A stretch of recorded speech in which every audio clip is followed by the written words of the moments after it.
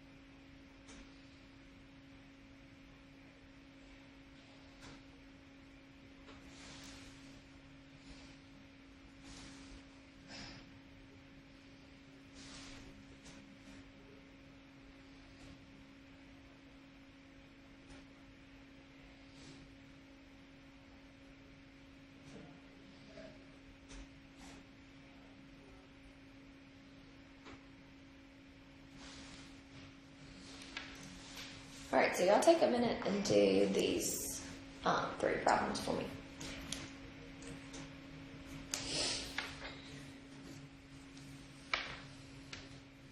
Okay, so number 1 here, I want to factor. I've got x to the 4th minus a 16. So I have 2 terms. I have a minus sign in between them. It's perfect square. So this is going to be able to factor to x squared minus a 4 times x squared plus a 4. Okay, but I can keep going right here with that x squared minus a 4. That can go down one more, so x minus 2 times x plus 2. And then we'll have this x squared plus a 4. We can't do anything left. Okay, what about here? I've got a 5x squared plus a 12x minus a 9. I've got 3 terms. There's no greatest common factor, so I'm going to multiply. So I'm going to say x squared plus a 12x minus a 45, and then I want to figure out what multiplies together to give me 45 and adds together to give me a 12, which is what, 15 and a negative 3? Yeah, okay, you multiply by 5, so you're going to divide both of these terms by 5. So we're going to have x plus a 3, 5 can't go into that 3, so we're going to have 5x minus a 3. Okay? For number 3 here, I've got 4 terms. So I've got 4 terms. There is no greatest common factor. So you're going to group your first 2 and group your second 2 terms. Out of the first grouping, what can factor out? I can take out an x squared, and I'll be left with a 2x minus a 3. Out of the second grouping, I can factor out in between a 32 and a 48. I can take out a negative 16.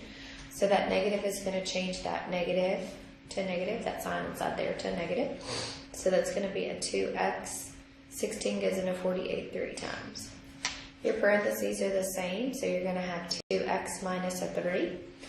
And what you'll have left is an x squared minus a 16. Okay, remember you want to go one more step. Look, here I've had x to the 4th minus a 16, and I can factor.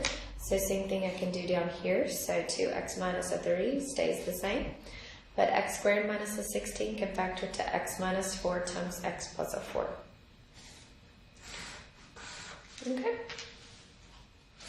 All right. So that's your factoring. So now we're going to use some of this information to solve quadratics. So we're going to kind of put it all together.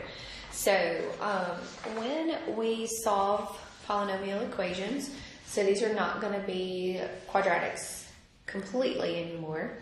So solving polynomials.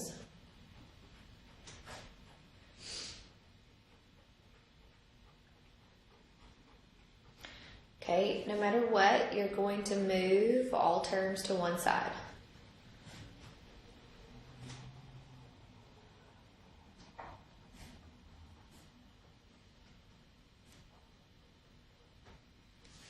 Okay, so the equation is equal to 0.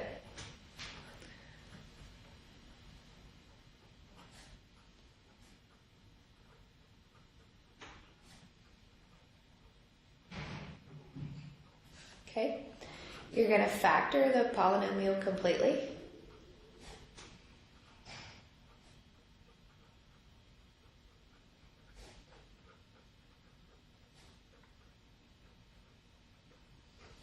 Okay, and set factors equal to 0.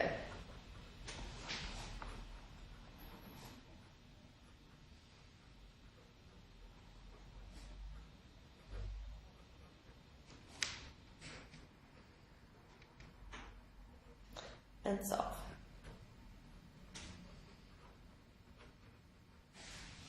Okay, so remember, quadratic equation is when you have an exponent of a 2. So for quadratics, make sure you factor completely, but if you can't factor, you can use completing the square root property, completing the square, or the quadratic formula. Remember, quadratic formula can be used for anything.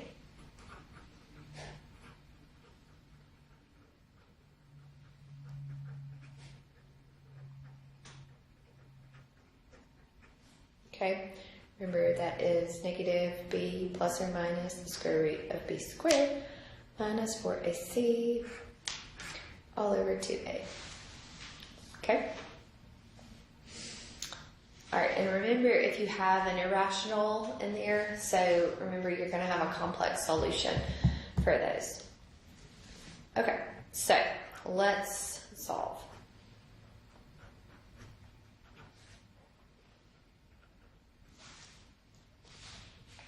Okay, so if I wanted to solve here, I've got x cubed plus an x is equal to 0. So it's already equal to 0, so I don't need to move everything to one side. It's already in that form for me. So now I want to factor. So there's a greatest common factor of an x, so I can factor out an x, and I'll be left with x squared plus a 1. Okay?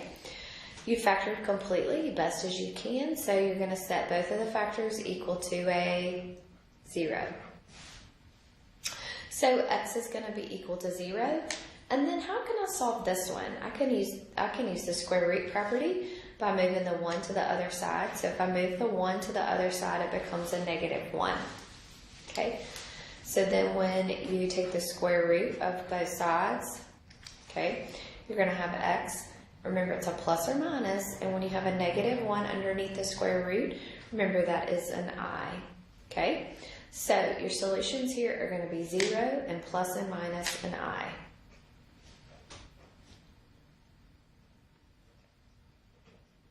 So remember, then how many solutions are you going to have?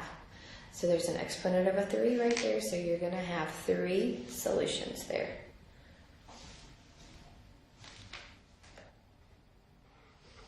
All right, y'all do this one for me.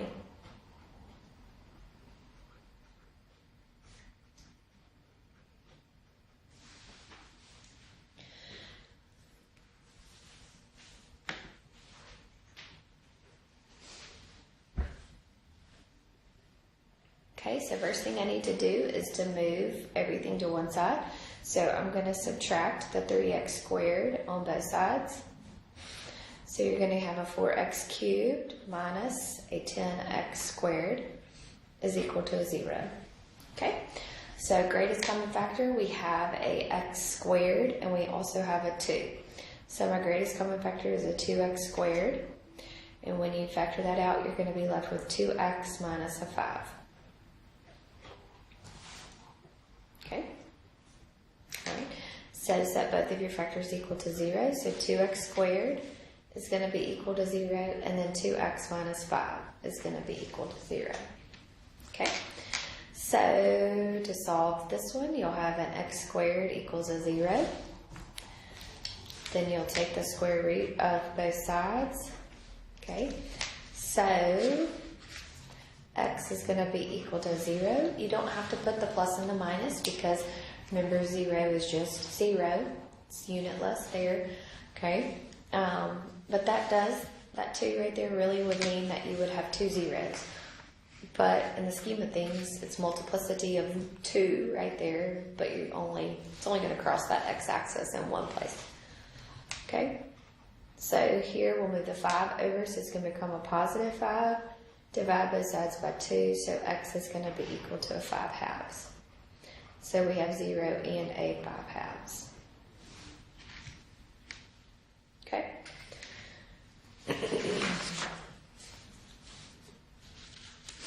All right, let's do another one. Here.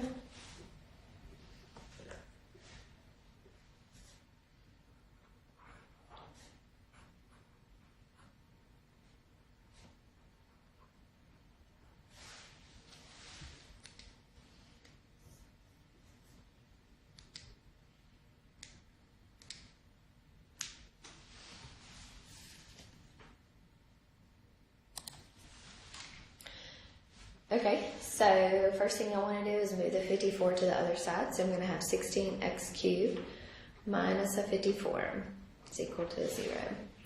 Is there a number that goes into 16 and a 54? Okay, the 2. 2 goes into those. So 2 goes into 16 8 times. So I have an 8x cubed. And 2 goes into 54 27 times. Okay. I'm not completely factored. What happens here? 8x cubed minus a 27. So that's the difference of 2 cubes. So remember that one. So 8 is a perfect cubed. Remember that is a 2. All of that is cubed. And 27 is a 3 cubed. So to factor this, we could say 2x minus a 3. Remember it's then the squared. So 2x times 2x is a 4x squared. 2x times negative 3 is going to be, so remember that's always the opposite sign, so here it's going to be a plus. So 2x times a 3 is a 6x, and then always a plus, and then your 3 squared, which is a 9. So now here I've got 3 terms that I'm going to set equal to 0, so 2 equals a 0, which that's not true. 2x minus 3 is equal to 0, and then 4x squared plus a 6x plus a 9. Okay, here we can solve this one. This is just a linear equation. So 2x equals a 3. And divide both sides by 2. So x is going to be equal to 3 halves. Okay. Well, this one right here cannot factor again. So that's a crazy trinomial that won't be able to factor again. So we're going to use the quadratic formula here. So quadratic formula here would be negative b, so negative 6 plus or minus b squared minus 4 times a, which is a 4, times c, which is a 9, all over 2 times 4. So I'm going to have a negative 6 plus or minus 6 squared is a 36 minus 4 times 4 times 9 there. So that's a 144. All over 2 times 4, which is an 8. Okay. So negative 6 plus or minus 36 minus a 144, which is that's a negative 108. Sorry. All over an 8. Okay, negative 108. There's a negative underneath there, so we're going to have a I, right? So now it's going to be the square root of 108. So 108, what multiplies together to give you a 108? So that's what? 36 times 3?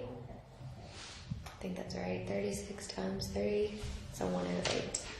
So I'm going to have a negative 6 plus or minus 36. So square root of 36 is a 6. So that'll be a 6i square root of 3. All over an 8. So now this can reduce, so this is going to be a negative 3 plus or minus 3i square roots of 3 all over a 4. So I've got 3 answers. So I have 3 halves, and I also have a negative 3 plus 3i square roots of 3 over 4, and negative 3 minus 3i square roots of 3 over a 4. So you have 3 solutions here. And your exponent up here is a 3. Okay, so that 3 tells me that I'm going to have 3 solutions. Okay?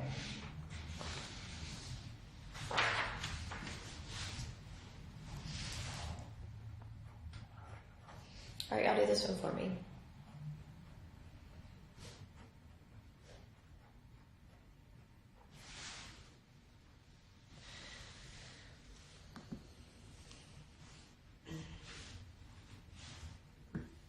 Okay, move everything to one side, so you'll subtract your 13 and add your 9x to the 4th. So you're going to have a 10x to the 4th minus a 10 is going to be equal to a 0. Okay? Factor out, you can factor out a 10 there, so you'll have 10 times x to the 4th minus a 1. X to the 4th minus a 1 can factor, so that's an x squared minus a 1 times x squared plus a 1. I'm not finished yet, I can keep going with that one. So x squared minus a 1 can be x minus 1 times x plus a 1. So now you'll set all of the factors equal to 0. So 10 is equal to 0, x minus 1 is equal to 0, x plus 1 is equal to 0, and then x squared plus 1 is equal to 0. 10 numbers are going to be equal to 0, so x is going to be equal to 1, x is going to be equal to negative 1, and this one will have to keep breaking down a little bit. It can't factor anymore, so it's a square term and a number. So we're going to move the number to the other side, so it's going to become a negative 1 over there. And then I can take the square roots of both sides. So we'll have x equals plus or minus an I here. So I have 4 solutions. Plus and a minus. And this is an x to the 4, so that 4 right there tells me I'm going to have 4 solutions. Okay?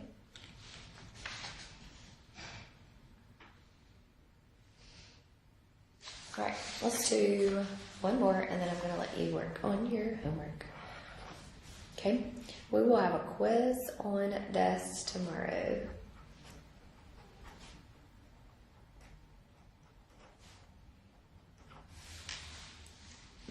So if you know how to factor, you'll be able to solve these good and using your quadratic formula.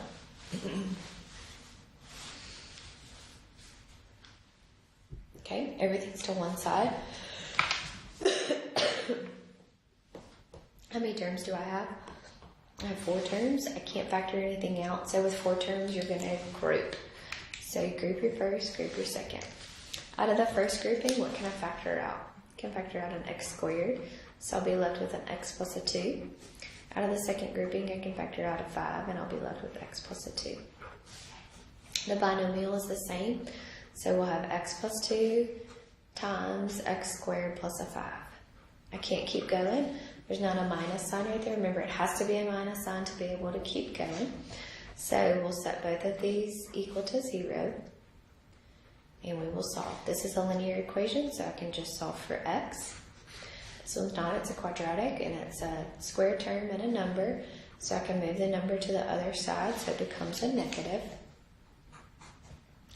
And then take the square root of both sides. So you're going to have x is going to be equal to plus and minus I can't take the square root of 5.